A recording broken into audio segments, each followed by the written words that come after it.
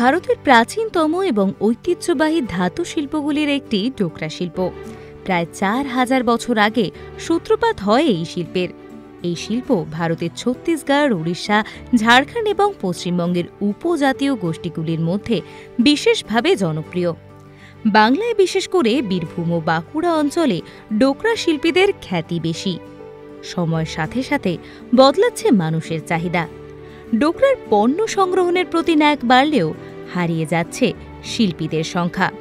তবে ভারতের কিছু অঞ্চলে আজও এই শিল্পকে বাঁচিয়ে রাখার চেষ্টা চালিয়ে যাচ্ছেন বহু মানুষ। তারই মধ্যে একজন বাঁকুড়া জেলার পাত্রসায়েরের কামারপাড়ার ডোকরা ব্যবসায়ী নিক্কন কর্মকার।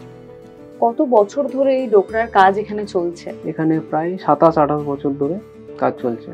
কিভাবে ডোকরার কাজ এখানে শুরু হলো? ২৭-২৮ বছর ধরে প্রথম থেকে কি ডোকরা নিয়ে কাজ শুরু হয়েছিল? আমাদের প্রথমে বাসন থালা, বাটি, প্রদীপ এইসবের আমাদের তৈরি হতো এবং পরবর্তীকালে কি আমার বাবা আপনার ওই বিকনাতে যে উনি কাস্টিংটা একটু ভালো পারতেন, তো ওখানে কিছু ওই ডিএম অফিস থেকে ওনাকে কাস্টিং এর জন্য কাস্টিং যাতে ভালো হয় বিকনাতে, সেই জন্য ওনাকে পাঠিয়েছিলেন। তখন তিনি বিকনাতে যান এবং ওখানের ওদের কাস্টিং শেখান এবং ওখানে কিছু কাজ শেখেন। ও আরো ৩-৪ জন ছেলে এখানে নিয়ে এসে এখানে কাজটা শুরু করেন। তার পরবর্তীকাল থেকেই আপনার এই কাজের সাথে পুরোপুরিভাবে জড়িত। আপনি সেকেন্ড জেনারেশন? হ্যাঁ। বাবা নিতাই কর্মকার এক সময় বাসন তৈরি করতেন, তবে শিল্পের প্রতি টান এবং তার হাতের কাজ তার ডোকরা শিল্পের প্রতি চাহিদা বাড়িয়ে দেয়। সরকারি উদ্যোগে কাজ শিখে পরবর্তীতে শুধু ব্যবসা না, নতুন প্রজন্মকেও বিনামূল্যে এই শিক্ষায় শিক্ষিত করেছেন তিনি। প্রথমে কতজন নিয়ে কতজন মিলে কাজ শুরু হয়েছিল, আর এখন সেই পরিস্থিতিটা কতটা বদলেছে? টোটাল আপনার 6-7 জন এরকম ছিল, এখন সেটা বাড়তে বাড়তে প্রায় আপনার 16 জন এরকম দাঁড়িয়েছে।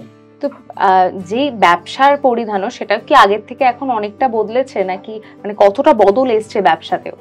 বদল এসছে আপনার, কাজ তো অনেকটাই বেড়েছে, প্রোডাকশন অনেকটাই বেড়েছে। তার সাথে সাথে আপনার আরো যে ডিমান্ড আগে যেটা ছিল তার থেকে এখন ডিমান্ডটা অনেকটাই বেশি ডিমান্ড। সেটা কিছু কিছু সময় আমি হয়তো ফুলফিল করতে পারি না।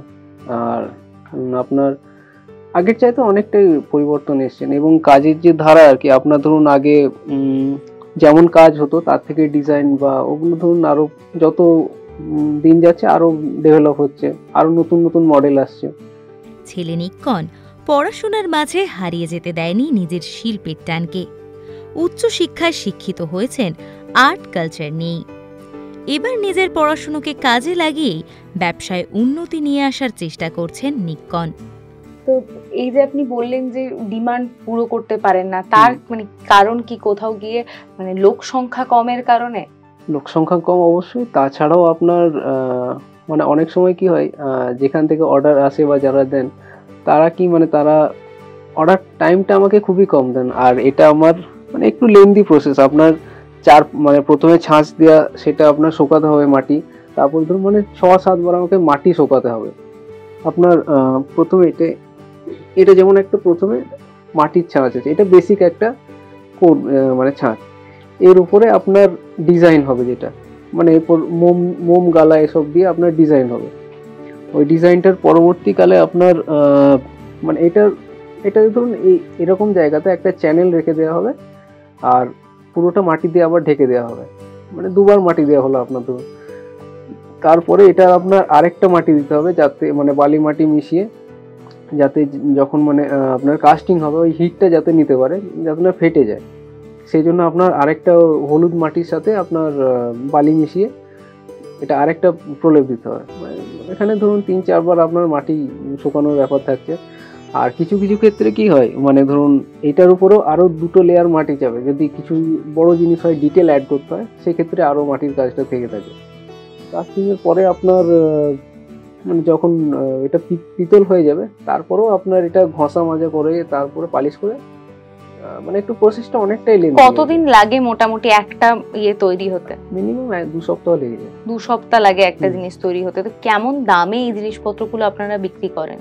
দাম এটা আপনার কাজ হিসাবে হয়, কাজের ডিজাইন বা কিছুটা আপনার কতটা মেটাল লাগছে সেই হিসাবে, দুটো হিসাবে কেমন রেঞ্জ থেকে তাও শুরু হয়, দিয়ে কেমন রেঞ্জ অবধি যায়?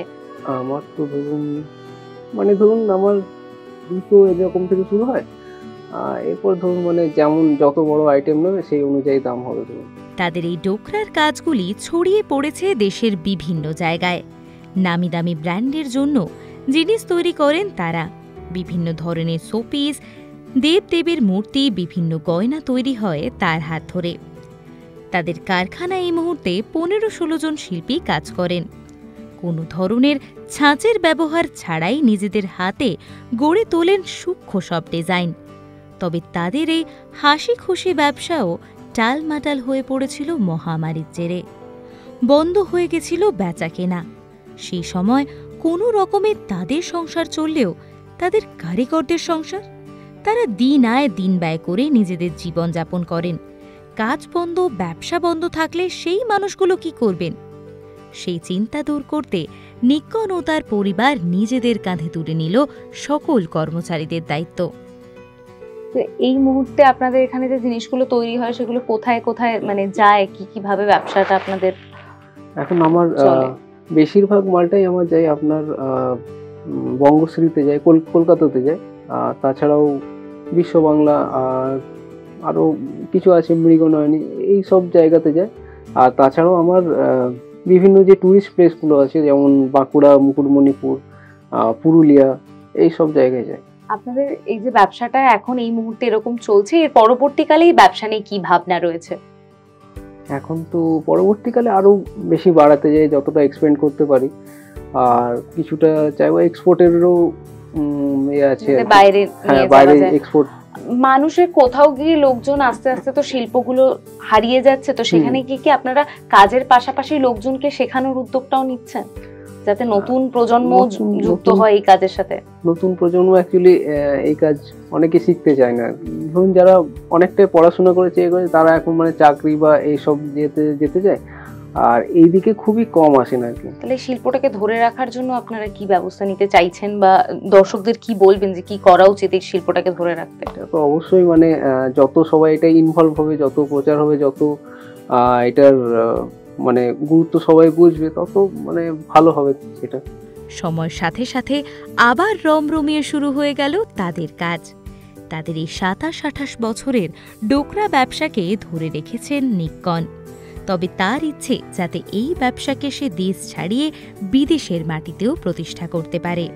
সাথে এই শিল্প যাতে হারিয়ে না যায়, তার জন্য নতুন প্রজন্মকে শিক্ষার সাথে সাথে ধরে রাখতে হবে শিল্পকেও, যাতে উন্নতির সাথে শিল্প মুছে না যায়, বরং আরও উন্নত মানের হয়ে ওঠে শিল্পের মান।